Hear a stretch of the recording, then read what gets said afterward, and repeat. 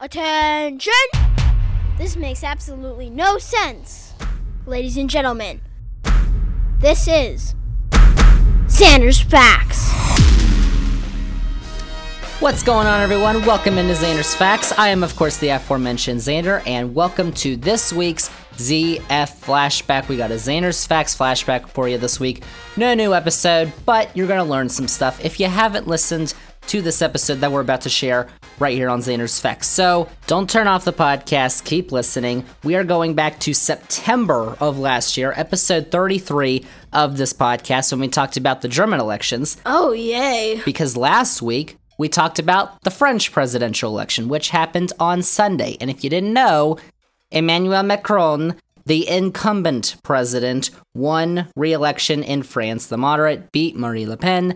Thank goodness, is all I'll say about that. He won with 58.5% of the vote, which is, I would say, considerably less than last time. He got 66%, this time 58.5%, so trending downward, but he still won, and that's all that matters. So the next 5 years, France is going to have the same president. For the first time since 2002, a French president has been re-elected incumbent, so how about that? It's a fact. So that's going on. That's why we're looking back at the German elections that we did back in September, episode 33 of this podcast.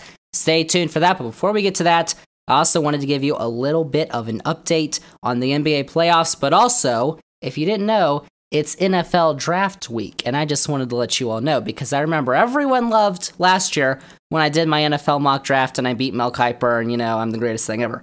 Well, I didn't do that on the podcast this year. I did do a mock draft, though, this year. It's on Zander's Weekend Facts, the weekly newsletter that Zander's Facts has got going out every Sunday morning on Substack. You can subscribe to that on the link on this episode's description. There's a direct link, and there's a link on the Linktree, which is also linked on this episode's description, which you should go check out, and on every episode description, because it's got all the Zander's Facts that you could ever want. You're going to get tired of Zander's Facts because there's so much Zander's Facts. Yep. So check that out on Sundays, this past Sunday's edition of Zander's Weekend Facts number 11. I put that out. Check that out. Check out Zander's Weekend Facts every Sunday morning, because we got a bunch of facts on there that you're going to want to check out. I think I have a pretty good mock draft this year, trying to beat Mel Kiper again, so we'll see how that goes. But before we get to episode 33, flashback, I wanted to take a look, an updated look at the NBA playoffs and how they stand right now. On Wednesday, April 27th, we have got some teams that have advanced. So let's take a look at them. Actually, there's only two at the moment, and those two have come out of the East. The first seed, the Miami Heat, beat the Atlanta Hawks on Tuesday night, so they won their series 4-1. They did it without Kyle Lowry and Jimmy Butler for that fifth game, so how about that? The Heat are moving on to face the winner of the Raptors and the Sixers. The Sixers are the 4 seed, the Raptors are the 5 seed. It looked like the Raptors were dead in the water. They were down 3-0. They won Game 4. They just blew out the Sixers in Game 5. Game 6 is in Toronto on Thursday night. It should be a good one. And the Sixers, I don't know, but the Raptors are looking a lot better, so this could actually get very interesting. And the Raptors could become the first team ever, if they win the next 2 games, to come back from a 3-0 series deficit and win the series. They could be the first team ever. That's cool. If they win Game 6 in Toronto, and then if they win Game 7, which would be in Philly on Saturday. That's interesting. The other Eastern Conference team to have already advanced, as of the recording of this podcast, are the Boston Celtics. They are the only team to have swept their first-round opponent. Their opponent, the 7th seed, the Brooklyn Nets. Kyrie Irving, Kevin Durant, Jason Tatum, and the Celtics swept them in all 4 games. And actually, all 4 of those games, the Celtics won by less than 10 points. They only won by 1 point in Game 1. That Game 1 at the end of the game was amazing. Celtics only won by 7 in Game 2, 6 in Game 3, and 4 in Game 4. So they were close games, but the Celtics won all of them. So they get a head start on preparing for their second-round opponent, who will be the winner of the Bucks and the Bulls series. And right now it looks like it's going to be the Bucks. They are up 3-1 over the Bulls. The Bulls won the second game, but the Bucks, they won the first game, and they have really blown out the Bulls in the third and fourth game. So I would expect them to win in Game 5, which is Wednesday, tonight, 7:30 on TNT. Check that out. The Bucks are looking to end the series with the Bulls, and that will make that second round matchup between the Celtics and the Bucks, which, as we previewed on this podcast a couple weeks ago with our NBA analyst Hillbilly, should be really good. So those are the 4 series in the East. Over in the West, we've got the Suns and the Pelicans, which is actually very interesting because Devin Booker is injured. He's not playing right now for the Suns. And the Suns, before Tuesday night, they had a game Tuesday night, were tied with the Pelicans at 2-2. But then Tuesday night, they played again, and Phoenix Suns found a way to win that game. So the Suns are up 3-2. Game 6 is in New Orleans on Thursday. If New Orleans wins that game, there will be a Game 7 on Saturday. And then the winner of that series, hopefully we'll see the Suns. They were my championship pick. We'll see. Well, they will face the winner of the Mavericks and the Jazz, that series. The Mavericks currently are up 3-2 over the Jazz. They won big blowout in Game 5, actually. And it looks like the Mavs, they've got Luka Doncic back. The Mavs might be pulling away, and they could. Game 6, which is Thursday night at 10 o'clock. So hopefully, we'll see. We have a Suns-Mavericks second-round series, as Zander said was going to happen, but we'll see. And the other 2 series, we've got the Grizzlies and the Timberwolves. Ooh. Grizzlies and Timberwolves, they played on Tuesday night, were tied at 2 games apiece. Grizzlies, the 2nd seed, Timberwolves, the 7th seed. Memphis won that game Tuesday night at home, so the Grizzlies lead the series 3-2. They play again on Friday in Minnesota. If the Timberwolves win that game, even the series, then they will go to Game 7, which would be on Sunday. And then the final first-round series in the West, the Warriors and the Nuggets. The Nuggets actually won Game 4. They play again Wednesday, 10 o'clock on TNT, Wednesday night. That's tonight, if you're listening to this podcast when it comes out. Warriors lead the Nuggets 3-1. Warriors look like the vastly superior team. Nuggets won at home Game 4, but I would expect Golden State to win Game 5, and I would expect Golden State to move on to face the winner of the Grizzlies and the Timberwolves. Golden State is looking really good right now. So that's a little NBA playoffs update. The NBA playoffs for sure. The first round will be done on Sunday, and then the second round is going to start early next week. So we've got all that. It's a busy time in playoff basketball and on the Zander's Facts podcast, but this is a week with a Zander's Facts flashback, a ZF flashback. So we're going back to September of 2021, episode 33, voting on a Sunday, because that's what they do in Germany and France too. And we should probably do that here, but I'll get into that later. But I've got a good flashback for you here, so listen in to this back from episode 33 of this podcast, the German elections. If you don't know about them, you're about to learn about them. So here we go, Zander's Facts flashback.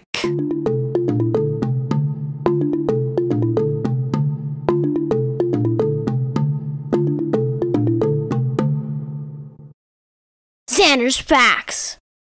We're easing back into politics, but we're not going to stay in the U.S.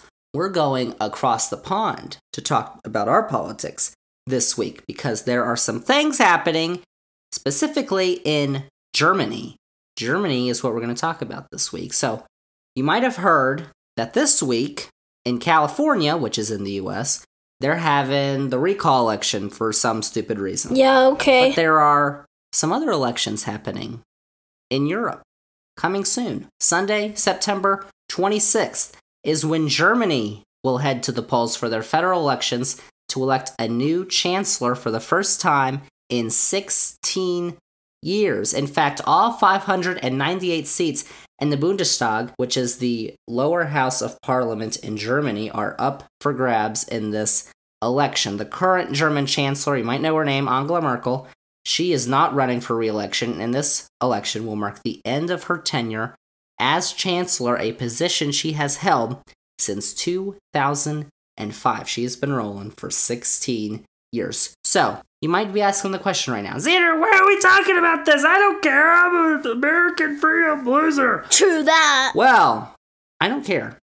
They do matter to you, and I'll tell you why, because Zander, myself, is about to break down these upcoming German elections and why they matter to you, even if you're an American patriot who loves America and needs to stop whining about other countries. Quit your whining. So, First off, before we figure out who's running to replace Merkel, let's dive deep into how elections work in Germany, because they work similarly to other parliamentary systems in Europe and across the world, but differently than how elections work here in the US. Some ways, it's kind of complicated, so let's talk about it. So for instance, German elections in the Bundestag occur every 4 years, like the presidential elections do here in the US. And in Germany, the most powerful office is Chancellor. And while they do have a president, and it technically ranks higher than Chancellor, its role is largely ceremonial, which is why I don't even know the German president's name, and I didn't do all that research, whatever. How about that? So Germany is split up into 299 constituencies. In the US, we have House of Representative districts. In Germany, they have constituencies. And every citizen gets 2 votes to make up the 598-seat Bundestag. The first vote is to elect a local MP, which represents about 250,000 people. And this vote uses a first-past-the-post system, which is where a single candidate is selected, similar to how we do it here in the US and in the UK, which is in contrast with ranked choice voting, which we actually discussed on this podcast way back, episode 15. Bold move there. If you want to learn more about that. But they just vote for the person like we do for the House of Representatives and Senate and President and all that stuff. This is similar to how we vote for the House of Representatives because the candidates run in their respective districts or constituencies, as they are called in Germany. So the second vote that they have is where it gets different. Here we go. The second vote is for a party. They will vote for a specific party, and this vote determines the proportion of seats that each party gets in the Bundestag, as long as the party receives at least 5% of the national vote. If the party gets less than 5%, they do not get any representation. However, the Bundestag size can change. So for instance, after the 2017 elections, which were the last elections, they had 709 seats. Hold on a second. So why is that? Well, the makeup of the Bundestag has to reflect the results of the second vote, that party vote. And since it's common for voters to split their ballot, like you can do here in the US with different candidates, parties can sometimes win more seats in the first vote than the second. So, if a party wins more constituencies, or first votes, than it is entitled to based on the second vote results, the extra seats are called overhang seats. And in order for the chamber to reflect the results of the second vote, other parties are awarded balance seats to make up for that. So, the 709 seats that are in the current Bundestag are the most ever, and German's parliamentarians actually voted to reduce the number of constituencies from 299 to 280 by the next elections in 2025 in order to keep the size in check. Too many facts. So who fills the seats in the second vote and the additional seats? Because in that first vote, you're actually voting for a name. But in the second vote, you're just voting for a party. So who fills those seats? So the parties will meet for their respective conferences months before the election, kind of like the conventions here in the US, the DNC, the RNC, all those that happen months before the elections. True. At these conferences, the parties select their candidate for chancellor and create a list of candidates for the second vote and any additional seats. So that's how German elections work. And then after the election, the parties will begin talks with each other in order to form a coalition or a majority, but they don't have to do this if a single party gains a majority of seats. But since the reunification of Germany in 1990, that has not occurred. Too bad. And whichever group of parties gains a majority is allowed to govern. And the chancellor will usually come from the party in that coalition with the most seats. So that's how elections work in Germany. It's similar to how elections work in the UK. They have that parliamentary system. In the US, it's kind of similar parts of it. They have the constituencies or districts that you vote for. But in Germany, they don't directly vote for their leader. They vote for the party who they want to lead, I guess. And then the party has their candidate that they already know of. That's blasphemous. And we already know who's running in the major parties. So, who is running to replace the current Chancellor Angela Merkel? So, in contrast to the US's two-party system, which is terrible. Germany has many parties represented in the government. The last Bundestag had 6 parties represented. However, since Germany's reunification, only 2 parties have held the chancellorship, the CDU-CSU and the SPD. What are those? We'll talk about them. What do you say? Here are the 6 major parties and their candidates for chancellor in Germany. Pay attention. Get ready. First up is the CDU/CSU, which is also known as the Union Parties and the Christian Democrats. This is the center-right political alliance of the Christian Democratic Union of Germany, that's the CDU, and the Christian Social Union in Bavaria, the CSU. And this is the party that current Chancellor Angela Merkel has represented and has held the majority through coalition since 2005. And this party has tended to be more aligned with the Republicans in the U.S. Of course, the Republicans have gone way overboard on the far right, and the CDU-CSU really hasn't done that, so kind of getting away from that. But Merkel has definitely leaned left regarding environmental, labor, and foreign policy issues, but she's definitely not a liberal by any means, I'll just say that. Deal with it. Their nominee for chancellor is the current minister-president MP of North Rhine-Westphalia, which is the most populous state in Germany, Armin Laschet. He is known to be on the left of the party and a moderate in general, but his views on climate have definitely confused some progressives in Germany. And recently, Laschet was spotted laughing during a visit to areas of his state that were hit by devastating floods back in July. You might have heard of that, which only is adding to his terrible approval ratings. We'll get into all the polls in a second, who's going to win, but he is definitely not a popular guy in Germany. It's true! The only other party to have led the government since reunification is the SPD, the Social Democratic Party of Germany, also known as the Social Democrats. And this is the center-left party in Germany that has historically aligned with the Democrats in the U.S. on major issues. And the SPD has not held the chancellorship since 2005 and has been the second largest party in the Bundestag since. And since 2013, they have joined the CDU-CSU to form a coalition, or as they call it in Germany, a grand coalition. They call it that because these two parties have historically been the most dominant in modern German politics, dating back to after World War II. Man, that was rough. Their nominee is the current Vice Chancellor, which is the second highest ranking German cabinet member, and the Federal Minister of Finance, Olaf Scholz.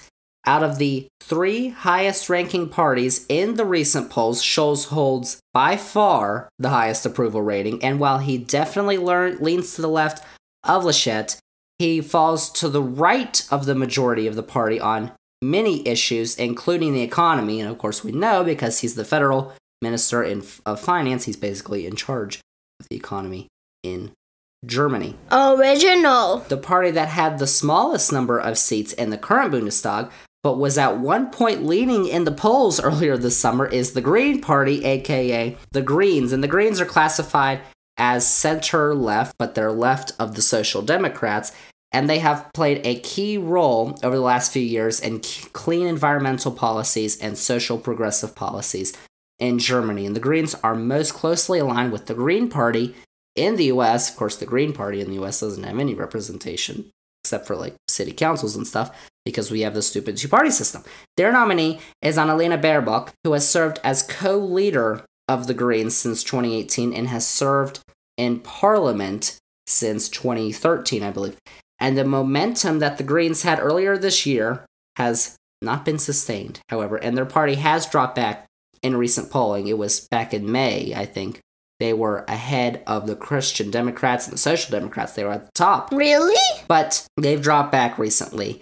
But they should definitely make gains from the current Bundestag, in which they only had 8.9% representation. Spitting the truth. The next party, there's 6. We're on number 4, is the AfD, the Alternative for Germany. They are a far-right nationalist party that has been known for its opposition to the EU and immigration, basically what the Republican Party wants to turn into, apparently. Sick burn! They formed in 2013, but they experienced a huge jump in the 2017 elections, but they have fallen back in recent polling. They have 2 candidates. for chancellor. And all I'm going to say is that they are bad people. That's cool. No, they're not going to do that in Germany. There's no way.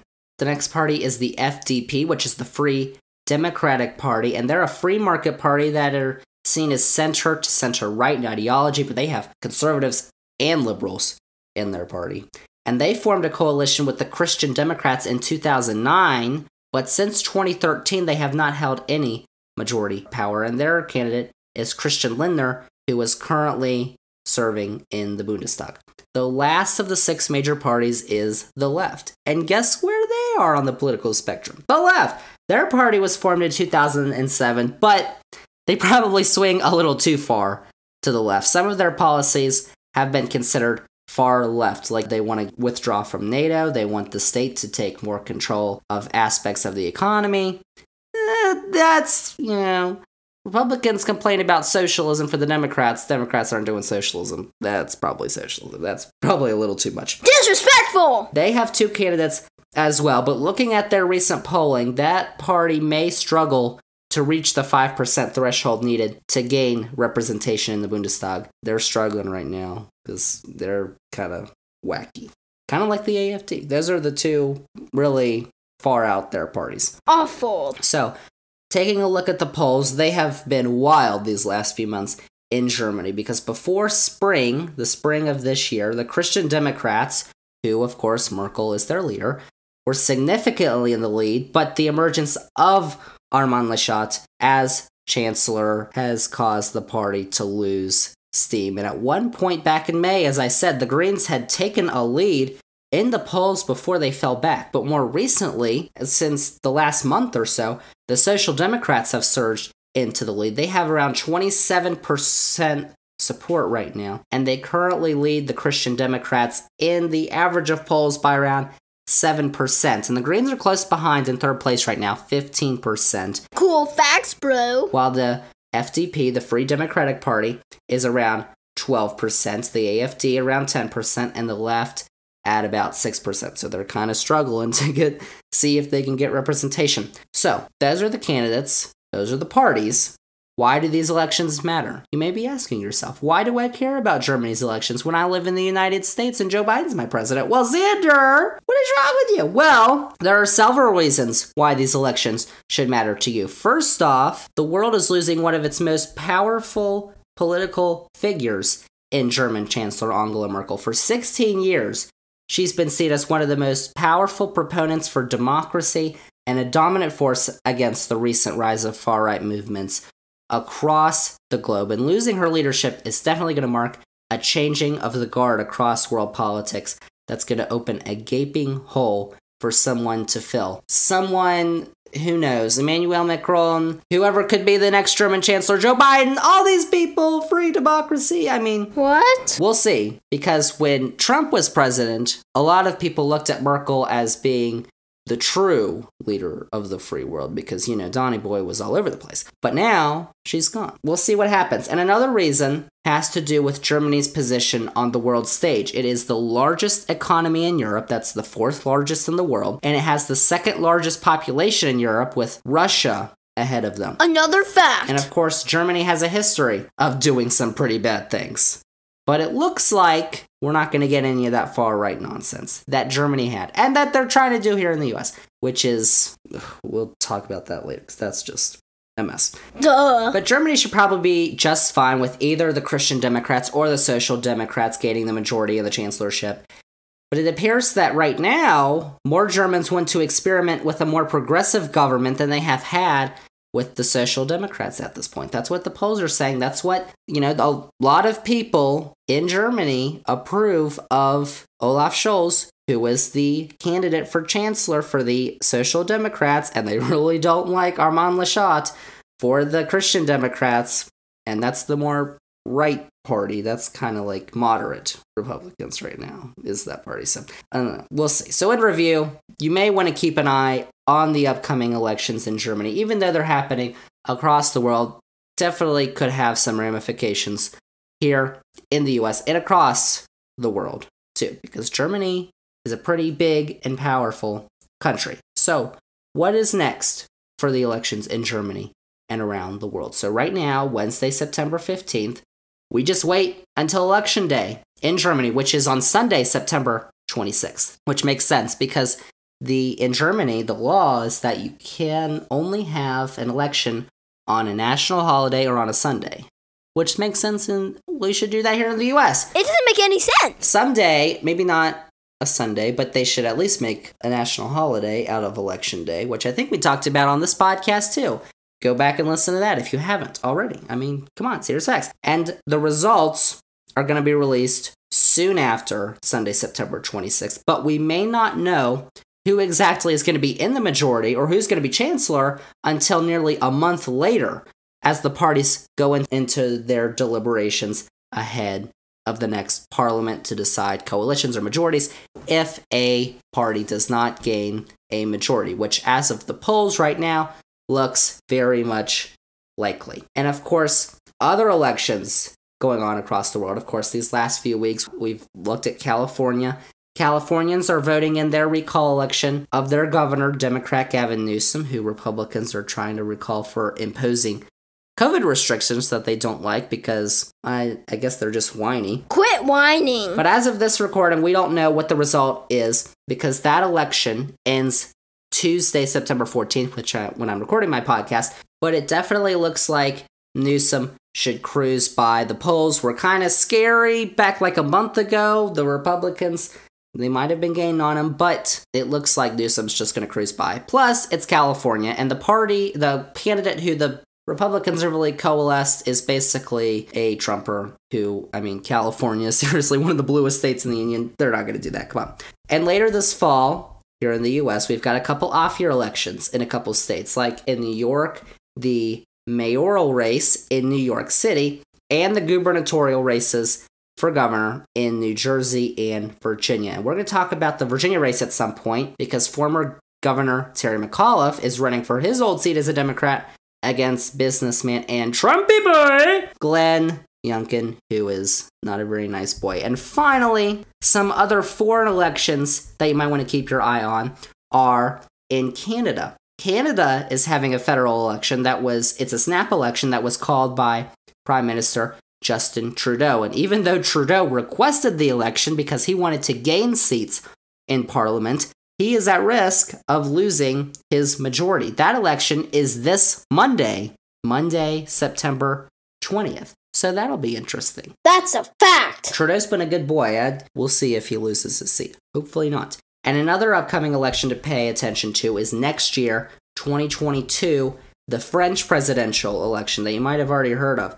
French President Emmanuel Macron's first 5-year term ends, and he is up for re-election. That election is not until April 10th, 2022, but there are plenty of challengers seeking the job, as Macron has been hit by controversies regarding a proposed fuel tax. That was a big thing in France, and, of course, COVID. Some people are just whining because lockdowns and you can't do that. French freedoms. Not American freedoms, French freedoms. Stinger. There's all of that. So that's our politics for this week. Hopefully, you know a lot more about how German elections work because it's very interesting how different they are than American elections. And some aspects we should probably adopt here in the US, I would say. Like Election Day should not be on a random Tuesday, first Tuesday of November, whatever, when everybody has to work. It should be a national holiday.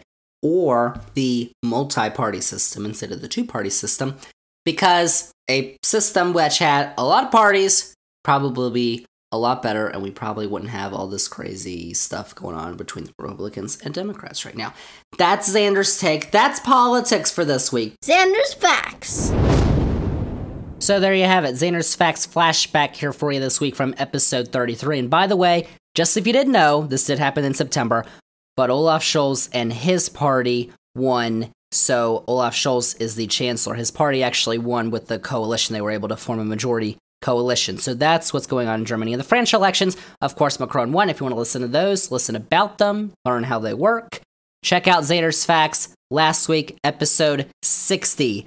Next week, we have got episode 61. New episode. Dr. Bobby, our expert on Ukraine, is going to be back on the podcast to talk about everything that is going on over in Ukraine, Russian invasion of Ukraine. You're going to want to listen to that, so tune in next week for a new edition of the Zander's Facts podcast. So that is it. Thank you all for listening to the Zander's Facts Flashback. And just a reminder, if you like the Zander's Facts podcast, if you think you're going to like all the facts on our upcoming episodes like next week, remember to click the follow button, download this podcast, rate the podcast, review the podcast, go on all your socials, Twitter, Facebook, Instagram, TikTok, Zander's Facts. That's Zander with a Z. And tell all your friends, spread the facts, Zander's Facts podcast. That is it for me. That is a wrap on this Zander's Facts Flashback. Thank you all for listening, and we'll see y'all with episode 61 next week.